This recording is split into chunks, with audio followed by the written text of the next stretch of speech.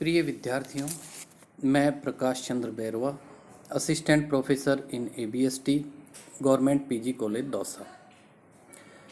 BCom part third ABST के paper first auditing and management accounting अंकेक्षण एवं प्रबंधकीय लेखांकन में आज हम बात करेंगे प्रबंधकीय लेखांकन की।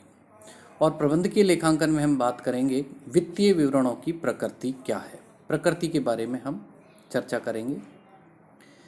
सामान्य व्यक्ति ये समझता है कि किसी संस्था के प्रकाशित वित्तीय विवरणों में संस्था की संपत्तियों एवं दायित्वों को वास्तविक एवं निरपेक्ष मूल्य पर दिखाया जाता है, परंतु ये धारणा उचित नहीं है, क्योंकि वित्तीय विवरणों में उल्लेखित समंक लिपिबद्ध तथ्यों, लेखांकन परंपराओं, स्वयं सिद्धियों तथा लेखापाल के व्यक्तिगत निर्णयों का सामूहिक परिणाम होते हैं। इसलिए वित्तीय विवरणों की प्रकृति संबंधित कुछ विशेषताएं हैं जो इस प्रकार हैं, जिनमें से पहला है वित्तीय विवरणों की प्रकृति की विशेषताओं में पहली विशेषता है लिपिबद्ध तथ्य।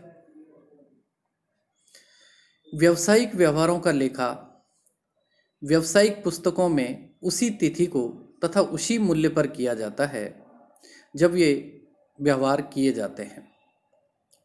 समय के व्यतीत होने के साथ साथ ये लेखे ऐतिहासिक रूप धारण कर लेते हैं तथा इन्हीं लेखों की सहायता से वित्तीय विवरण तैयार किए जाते हैं।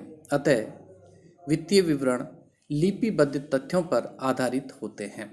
तो ये वित्तीय विवरणों की प्रकृति की पहली विशेषता थी। दूसरा है लेखांकन प्रथाएं।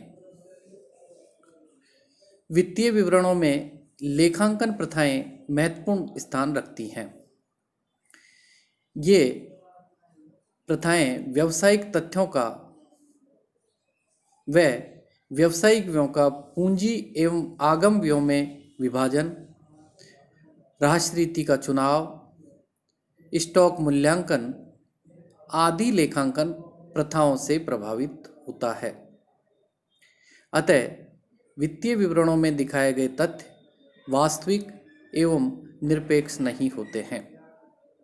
उदाहरण के लिए हम बात करें, लेखांकन की सारता की प्रथा के अनुसार कम मूल्य की वस्तुओं के क्रय जैसे कि पेन है, स्टेशनरी है, बल्ब है आदि को उस वर्ष के आगम व्यय में सम्मिलित कर लिया जाता है, जबकि जो महंगी वस्तुएं होती हैं उन महंगी वस्तुओं के क्रय को जैसे मशीनरी है, फर्नीचर है आदि को संपत्ति में सम्मिलित किया जाता है।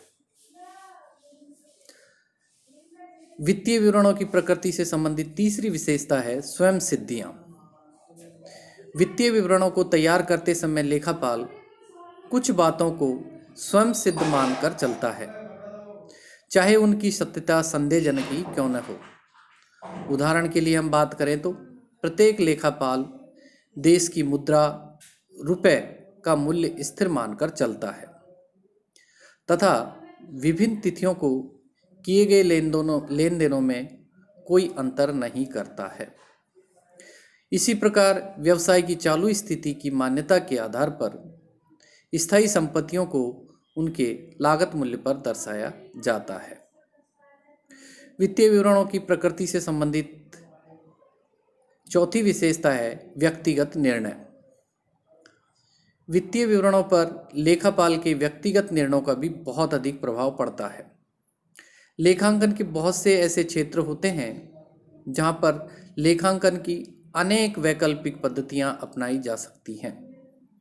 उदाहरण के लिए हम बात करें तो स्टॉक का मूल्यांकन लागत या बाजार मूल्य दोनों में से जो भी कम हो उस पर किया जाता है, लेकिन स्टॉक की लागत की गणना प्रथम आगम प्रथम निर्गमन यानी कि फीफो मेथड, अंतिम आगमन प्रथम निर्गमन लीफो मेथड अथवा प्रमाप लागत, औसत लागत आदि आधारों पर की जाती है।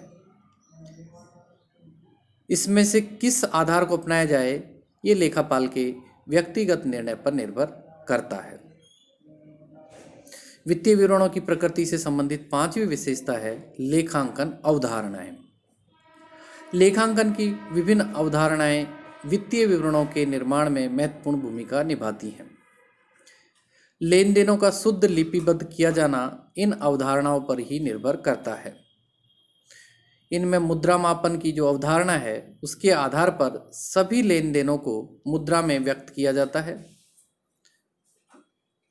चल संस्थान अथवा व्यवसाय को निरंतर अवधारणा व्यवसाय के भावी अस्तित्व पर जोर देती है। लागत अवधारणा संपत्ति को लागत मूल्य पर प्रदर्शित करने पर बल देती है, जबकि जो वसूली अवधारणा है वो उपार्जन अवधारणा एवं लेखांकन अवधि अवधारणा की सहायता से आय की राशि निश्चित होती है। इस प्रकार हम ये कह सकते हैं कि वित्तीय विवरणों की प्रकृति मूलक अनेक विशेषताएं हैं जो वित्तीय विवरणों को समझने तथा इनके निर्माण में सहायक होती हैं। तो ये थी वित्तीय विवरणों की प्रकृति से संबंधित महत्वपूर्ण विशेषताएं जिनको हमने विस्तार से समझा, चर्चा की। अब हम बात करेंगे वित्तीय विवरणों के आवश्यक गुण। वित्तीय विवरणों में कौन कौन से गुण हैं उन पर हम विस्तार से चर्चा करेंगे, विस्तार से बात करेंगे। वित्तीय विवरणों का उपयोग अंशधारियों,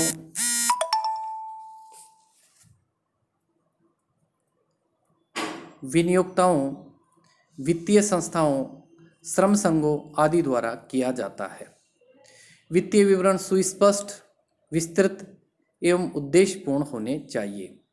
वित्तीय विवरणों में निम्न गुण होने चाहिए। जो गुण हैं वो इस प्रकार हैं। पहला है पूर्णता। वित्तीय विवरणों में दी गई सूचनाएं पूर्ण होनी चाहिए। अपूर्ण सूचना वाले वित्तीय विवरण अपने उद्देश्यों की पूर्ति में असफल रहते हैं। सूचनाओं की पूर्णता के लिए आवश्यक तालिकाएं, विवेचना, टिप्पणी एवं स्पष्टीकरण अवश्य ही दिए जाने चाहिए। वित्तीय विवरणों का दूसरा गुण है प्रासंगिकता। जो भी वित्तीय विवरण बनाए जाएं, वे अपने उद्देश्यों के संदर्भ में आवश्यक सूचनाओं को प्रकट करने वाले होने चाहिए। कोई भी प्रासंगिक बात हो वो छूटनी नहीं चाहिए। यदि वित्तीय विवरणों में उद्देश्य के अनुसार सूचनाएं नहीं होंगी तो फिर उनके आधार पर निकाले गए निष्कर्ष भी गलत होंगे तथा उनका कोई महत्व नहीं रहेगा। वित्तीय विवरणों का तीसरा गुण है बोधगम्यता। वित्तीय विवरणों का प्रमुख उद्देश्य उपक्रम के साधनों एवं कार्यों के निष्पादन के संबंध में सूचनाएं उपलब्ध करवाना होता है। अतः इनमें दी जाने वाली सूचना सरलतापूर्वक समझ में आने वाली होनी चाहिए। यदि वित्तीय विवरण जटिल एवं कठिन होंगे तो महत्वहीन बन जाएंगे और इनकी उपयोगिता भी समाप्त हो जाएगी। वित्तीय विवरणों का चौथा गुण है यथार्थता। वित्तीय विवरणों में दी गई सूचना से संस्था की प्रगति, वर्तमान स्थिति तथा भविष्य का यथार्थ या सच्चा ज्ञान होना चाहिए। असत्य सूचना देने पर कानूनी दायित्व भी उत्पन्न हो सकता है। वित्तीय विवरणों का पांचवा गुण है तुलनात्मकता। वित्तीय विवरण तैयार करने का एक उद्देश्य तुलना करना भी होता है। इसलिए इसमें दी गई सूचना इस तरह की होनी चाहिए कि जिससे वर्तमान या चालू वर्ष की गत वर्ष या उसके पूर्व वर्षों से तुलना की जा सके। तुलना के लिए यह आवश्यक है कि सूचनाएं मुद्रा के रूप में अथवा किसी अन्य समान माप जैसे किलो, लीटर, मीटर या घन मीटर आदि में दी जानी चाहिए। वित्तीय विवरणों का छठा लाभ है या गुण है शीघ्रता। वित्तीय विवरण वित्तीय अवधि की समाप्ति पर तुरंत उपलब्ध होने चाहिए। बहुत देरी से तैयार किए गए वित्तीय विवरण उद्देश्यहीन तथा उपयोगिता रहित हो जाते हैं। और सातवां गुण है वित्तीय विवरणों का विश्वसनीयता। वित्तीय विवरणों में दी गई सूचना यथार्थ होती है तो वित्तीय विवरण विश्वसनीय होते हैं। विश्वसनीय वित्तीय विवरण ही निर्णय के लिए प्रयोग किए जाने चाहिए। और वित्तीय विवरणों का 8वां गुण है विश्लेषणात्मक। वित्तीय विवरण विश्लेषणात्मक होने चाहिए। वित्तीय विवरण किसी तथ्य को ही प्रकट करने वाले न हो, बल्कि उसके कारणों को भी व्यक्त करने वाले होने चाहिए। उदाहरण के लिए संस्था का लाभ बढ़ा तो उसके कारण क्या हैं, ये भी वित्तीय विवरणों से ज्ञात हो जाना चाहिए। वित्तीय विवरणों में इन गुणों के अतिरिक्त सरलता तथा महत्वपूर्ण तथ्यों पर शीघ्र ध्यान आकर्षण करने के गुण भी होने चाहिए। तो इस प्रकार ये वित्तीय विवरण के कुछ आवश्यक गुण थे। अब हम चर्चा करेंगे एक आदर्श वित्तीय विवरण की विशेषताएं। एक आदर्श वित्तीय विवरण में क्या विशेषताएं होनी चाहिए। तो उनमें पहला है, वित्तीय विवरण इस प्रकार तैयार किए जाने चाहिए जिससे वे तमाम सूचनाएं प्रकट होती हों जिनके आधार पर व्यवसाय की सच्ची तथा उचित वित्तीय स्थिति के बारे में जानकारी प्राप्त की जा सके। दूसरी विशेषता है, वित्तीय विवरण सरल एवं प्रभावशाली तरीके से प्रस्तुत किए जाने चाहिए कि एक साधारण बुद्धि वाला व्यक्ति भी इन विवरणों के आधार पर व्यवसाय की सही वित्तीय स्थिति का ज्ञान प्राप्त कर सके। और तीसरी विशेषता है, ये विवरण इस प्रकार के होने चाहिए कि इनकी महत्वपूर्ण राशियों को इस प्रकार प्रकट किया गया हो कि अध्ययनकर्ता का ध्यान इस ओर आकर्षित हो जाए। और चौथी विशेषता है, गत वर्षों से संबंधित राशियां भी दी जानी चाहिए ताकि इन राशियों की तुलना वर्तमान वर्ष से करके उनके आधार पर उचित निष्कर्ष निकाले जा सकें। पांचवी विशेषता है, वित्तीय विवरण जहां तक संभव हो संक्षिप्त होने चाहिए। इन्हें संक्षिप्त रूप में प्रदर्शित करना चाहिए ताकि इनके अध्ययनकर्ता को इसके विशाल रूप को देखकर कठिनाई प्रतीत नहीं हो।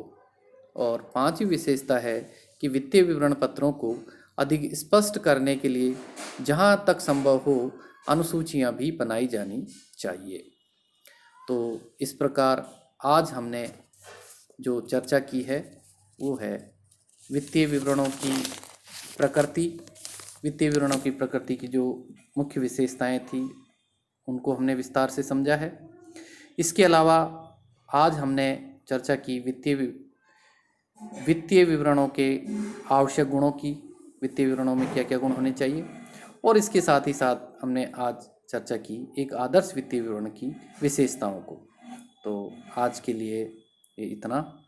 सभी का धन्यवाद।